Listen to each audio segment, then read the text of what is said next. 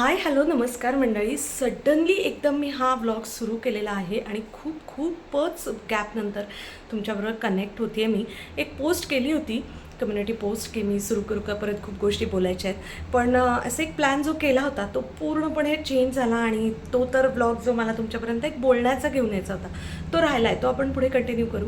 पण तुम्हाला मागे पसारा दिसतोय. तुम्ही लास्ट ब्लॉग जो बघितला होता ते जे घर होतं, तर ते घर हे नाही आहे. हे तुम्हाला, जर तुम्ही रेग्युलर बघितले असतील माझे ब्लॉग्स, तर तुम्हाला माहिती आहे, किंवा जाऊन तुम्ही चेकआउट करू शकता. पण त्यानंतर परत इथे एक शिफ्टिंग झालेलं आहे आणि इथून मी आता परत शिफ्ट करते. सो ही शिफ्टिंग ह्या गोष्टीमुळेच माझे व्लॉग्स थांबलेले आहेत. तर चला आता ह्या निमित्ताने परत थोडंसं सुरू करते, कारण एक खूप जिव्हाळ्याची गोष्ट आहे, जी म्हणलं रेकॉर्डेड पण राहील आपल्याकडे आणि तुमच्यासोबत शेअर पण होईल, म्हणून पटकन असा ब्लॉग सुरू केलेला आहे. की हे सगळा पसारा काढला आहे कारण की माझा हा जो फ्रीज आहे, माझ्या संसारातला पहिला फ्रीज, आणि 10 वर्ष झाली ह्याला घेऊन.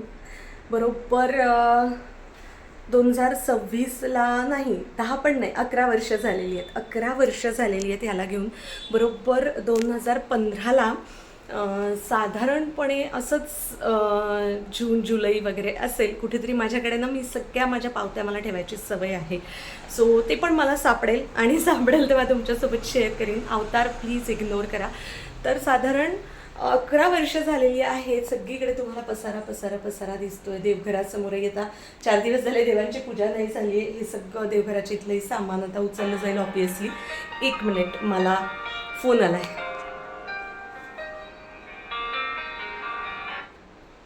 हां बोल ग, बोल.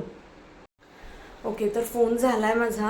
कारण की काय झालं, मी आईला कळवून ठेवलं होतं, वेणूला थोडंसं फिवरिश झालं आहे. आता सगळीकडेच उन्हाळा एवढा तापलेला आहे प्रचंड, आणि काही वेळेला काही गोष्टींकडे आपण लक्ष देतो मुलांच्या, पण एखाद्या वेळेला आपल्या नजर चुकीने काही वेळेला मुलं गोष्टी करतात. आता जसं काल तिला थोडंसं होतं फिवरिश, पण ती काय म्हणली बरं आहे काही नाही, आणि ती गेली स्विमिंगला.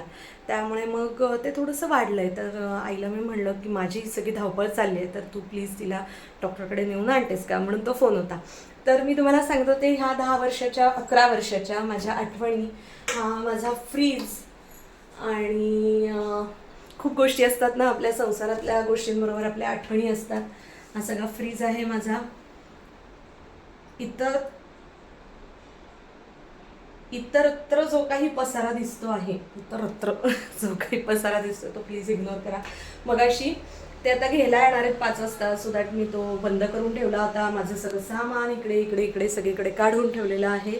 आणि तसा तर माझा फ्रीज कायमच स्वच्छ असायचा, पण थोडंसं जे काही होतं ते पण मी सगळं जरा क्लीन करून घेतलं, कारण कोणालाही देताना आपण कुठलीही गोष्ट व्यवस्थित स्वच्छ द्यावी, हे कायमच मला माझ्या आईबाबांनी शिकवलेलं आहे, आणि ते मलाही तसंच वाटतं की आपण करायला पाहिजे.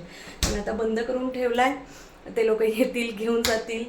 म्हणलं चला ह्या थोड्याशा ह्याच्याबरोबरच्या आठवणी पण आपल्या ह्या व्लॉगमधनं जातील थोड्याशा त्या सिस्टीममध्ये, आणि राहतील यूट्यूबच्या माध्यमातून, त्या जरा सेव्ह राहतील.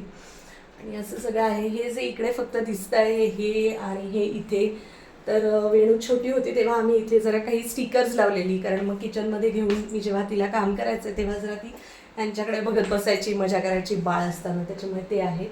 आणि बाकी तर काहीच नाही. म्हणजे 1-2 ठिकाणी शिफ्टिंगमध्ये असे इथे इथे 1-2च टवके उडालेले आहेत अदरवाईज, आणि इथे थोडंसं 2 स्क्रॅच झालेत. नाहीतर मस्त आहे हा फ्रीज माझा, खूप छान चालला. ह्याने मला खूप छान साथ दिली संसारामध्ये, असं आहे. तर निघाला आहे फ्रीज. त्याच्या पुढच्या प्रवासाला त्याची आणि आमची इथपर्यंतचीच साथ होती 11 वर्षांची. म्हटलं चला तुमच्यासोबत हे शेअर करूयात. आणि आता बाकी तर काय, सगळीकडे हे तुम्हाला दिसतंय माझं सगळं सामान सामान सामान. तुम्हाला एक दाखवून देते. असं सगळं सामान आहे. परत जेवढे कपडे साचत आहेत तेवढे मी परत धुवून वाळत घालून घेते.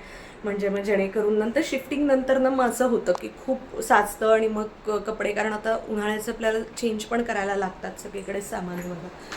तर हे खरं तर मला घर एकदा जेव्हा मी इथे आले होते तेव्हा छान सेट करून तुमच्याबरोबर होम टूर शेअर करायची होती, कारण की हे कम्प्लीट तुम्हाला दिसत असेल तर हे छानपैकी वेल फर्निश्ड आहे, पण तेवढा मला वेळ नाही मिळाला. कायमच माझं सतत धावपळ, काही ना काहीतरी कामं चालू होती.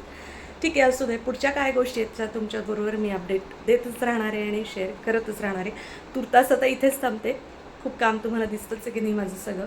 त्यामुळे पुढे ब्लॉग कंटिन्यू करत नाही. ही एक छोटीशी आठवण तुमच्यासोबत शेअर करायची होती. तुमच्या बाबतीत मैत्रिणींनो अशा गोष्टी होतात का सांगा, की जेव्हा तुम्ही नवीन वस्तू घेता, खूप वर्ष एखादी वस्तू वापरलेली असते आणि नवीन वस्तू घेता, तेव्हा आधीच्या गोष्टीला जरी ती निर्जीव असली तरी देखील ती गोष्ट देताना कोणाला असं भरून येतं का? म्हणजे आता मी रडले तर ते जरा जास्तच वाटेल नाही का, म्हणजे खूप ओव्हर करते वगैरे असं काहीतरी वाटेल. पण असं रडू नाही, पण एक थोडंसं वाईट वाटतं ना. आपलं त्याच्याबरोबर एक कनेक्शन झालेलं असतं, त्या वस्तूची सवय झालेली असते, आपल्याला माहिती असतं याच्यापेक्षा अपग्रेडेड आपण काहीतरी दुसरं नवीन घेणार आहे. यांना सगळ्या धावपळीमुळे इतकं फंबल होतं आहे माझं. सो प्लीज तुम्ही समजून घ्या, खूप फंबल होतं आहे. माहिती असतं आपल्याला की आपण नवीन काहीतरी छान घेणार आहोत किंवा काय, पण तरीसुद्धा आधीच्या वस्तूसोबत आपल्या खूप साऱ्या काहीतरी आठवणी असतात. पहिल्या पदार्थाच्या असतील म्हणा, तर जसं मी फ्रीजच्या बाबतीत बोलते आहे, किंवा वेळोवेळी त्यांनी आपल्याला कशी साथ दिली जेव्हा आपल्याला गरज होती त्या गोष्टी स्टोअर करण्याची, आणि बरंच काही.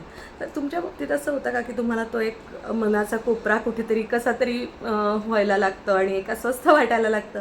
मला असं होतं, खूप होतं.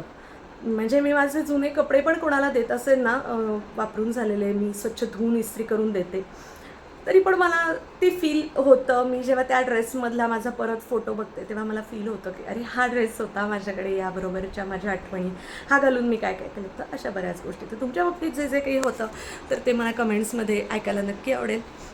तुर्तास इथेच थांबते. पुन्हा भेटू नवीन ब्लॉगमध्ये. Till then thank you and bye.